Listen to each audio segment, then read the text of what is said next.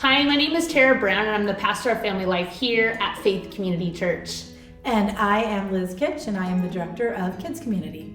And we just wanted to share this video with you, really just to help you as parents or people interested in our church to know a little bit more about what do we do in Kids Community and why do we do it.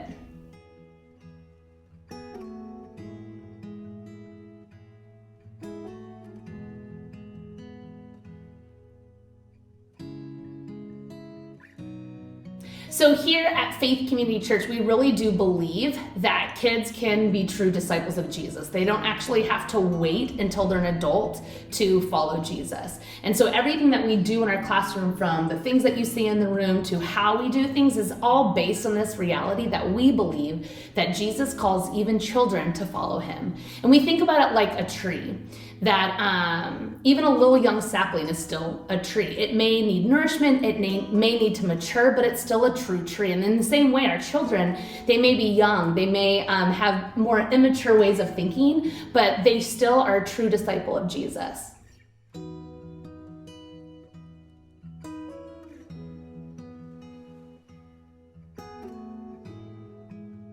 So Kids Community serves our children from toddlers all the way through elementary school. In our toddler class, we're really just trying to make it a safe space for kids to come in, feel loved, and begin to try having church without their parents. They have toys that they get to play with. We start to introduce doing a story and having larger manipulatives that they can play with, but it's very, very simple and really designed for toddlers. But once you get into preschool, this is when we begin to sort of develop their experience and kind of going a little bit deeper into their faith formation.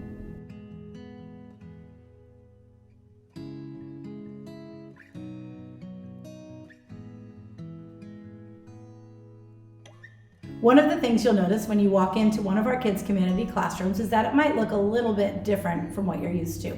Behind me on the shelves, you'll see all of the stories from the Old Testament to the New, and all of the materials are very child-friendly. They invite the kids to interact with the stories because we believe that a child learns best through play.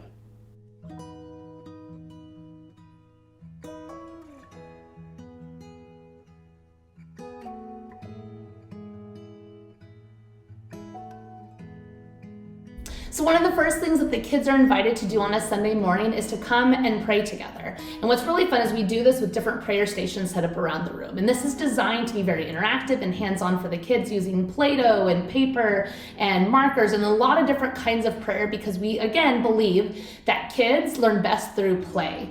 And prayer is not just being quiet and folding your hands like this, but prayer is really connecting with God and interacting with God and listening. And so we believe that kids can hear from God. And so we want to give them some tools and some ways to pray that are different than maybe what we often have learned ourselves growing up.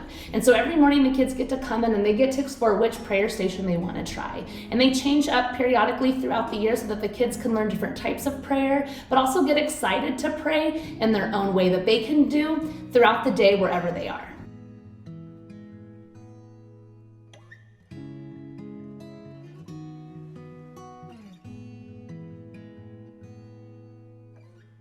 So after our prayer stations, we move into a time of worship.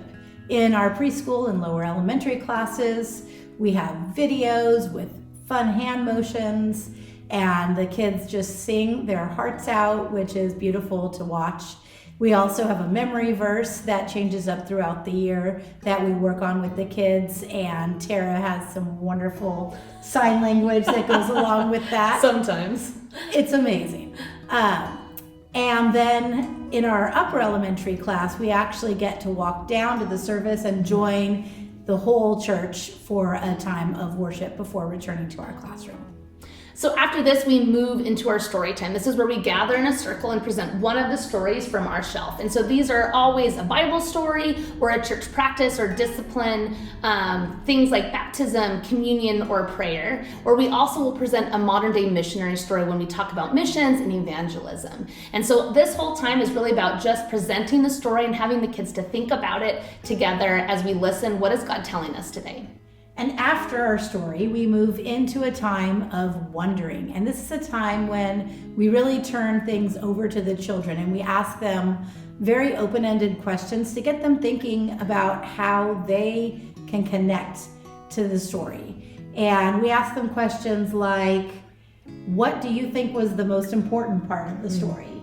Or how do you see yourself in this story? Or what is God wanting you to do because of this story?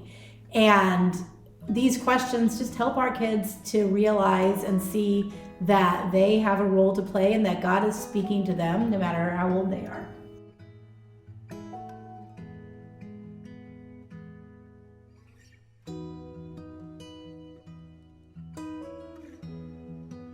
So after this, we move into our response time. And really the kids think about this a little bit more like playtime because it's kind of a choice time. We'll invite our kids to try one of the prayer stations. They can explore them more. They can come and they can explore one of the stories that we've told during the morning, or they can go back to another story and play with it, or they can actually choose some of the art materials to make something. And we really don't tell the kids how to use the supplies or what to do with it. It's really open. It's an invitation for them to play with the materials and to respond to the story in their own way. And I honestly think this is probably the hardest part about what we do because we're so used to having kids give us a product. Like, show me what you learned from the story. And sometimes we can tell, like you can look at what they made and go, wow, look at what God's doing, or look what you learned. And sometimes you can't. It might just look like a globby glue mess of some sort all stuck together.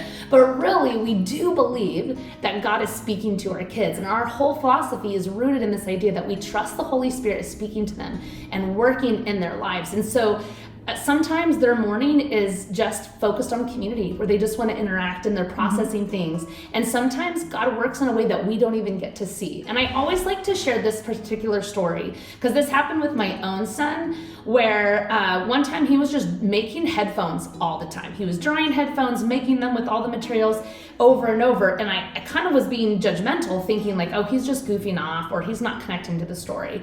But for whatever reason, I just felt prompted to ask, well, tell me about these headphones.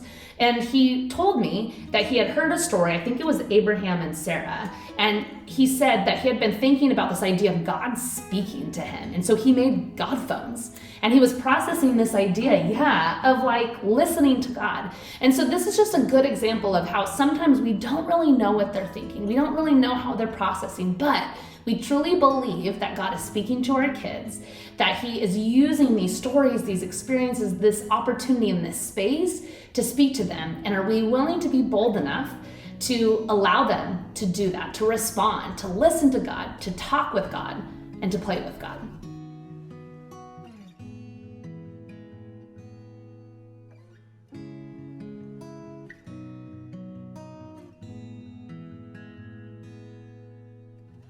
We sure hope that this helps you to understand a little bit more about what we do in our kids community here at Faith Community Church. And if you have any questions or you want to see more, we have a lot of videos and other resources available to you. So reach out to either Tara or myself. Catch us at church at Linger Longer or send us an email. And we would love to answer any questions that you have. Bye. Bye.